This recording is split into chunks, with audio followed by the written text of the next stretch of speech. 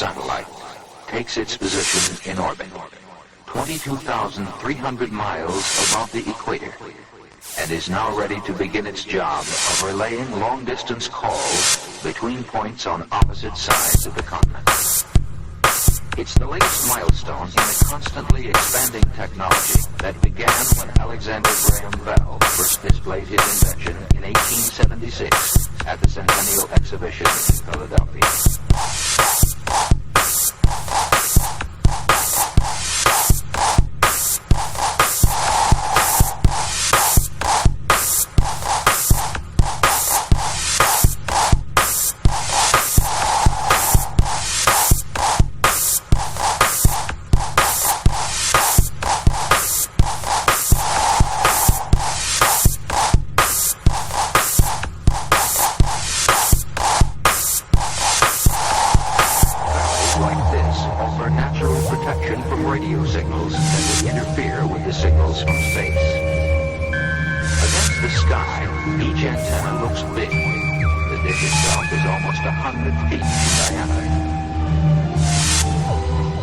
But the entire 400-ton assembly can be turned with precision.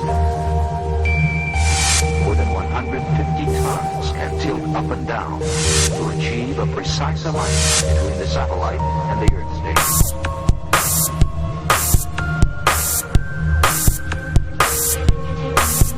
The signal from space is received in amplifiers cooled by helium 260 degrees below 0 centigrade. Strengthens the signal.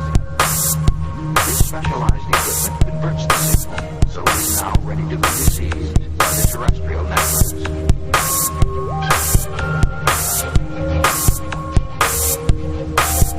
Cable facilities or a conventional microwave tower links the station with the telecommunications network.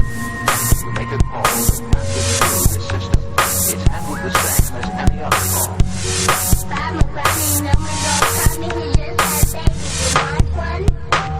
The system works, and it's designed and built to keep working.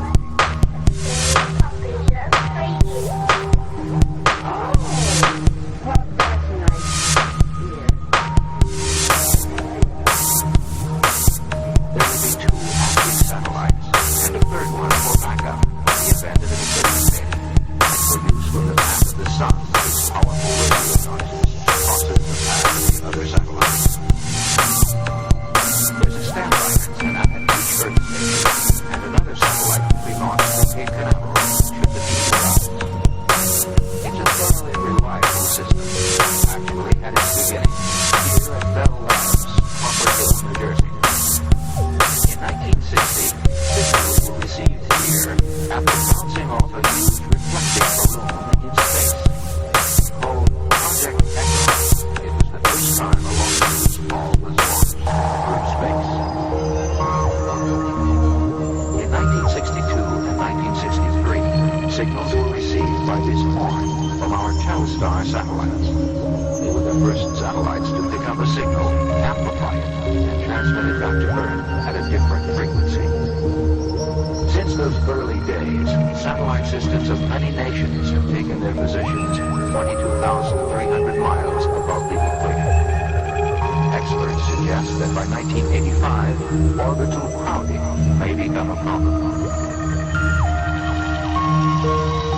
To solve this, Bell Labs is conducting an important experiment. Special high-frequency beacon transmitters are carried on the Comstar satellite. These devices beam experimental signals back to Earth. A special antenna has been built to help scientists perform tests on these signals, especially under adverse weather conditions.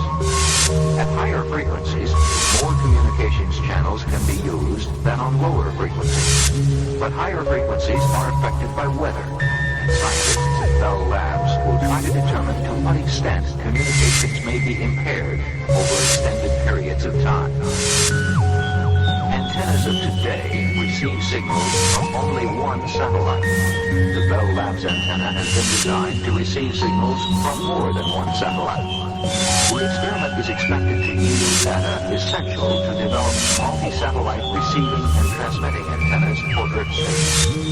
If successful, this could reduce crowding by making satellite systems more efficient and economical. As the nation's communications needs continue to grow, demands on the network become even more complex. We already have more than 140 million telephones, each capable of connecting to any other in the system. That's several billion possible connections. 470 million are actually made on an average day. In long-distance calling, part of the connection may be by microwave radio, part by coaxial cable. And if your call is to Europe or to any other point across the water, it may well go on a cable along the ocean floor or through the international satellite system.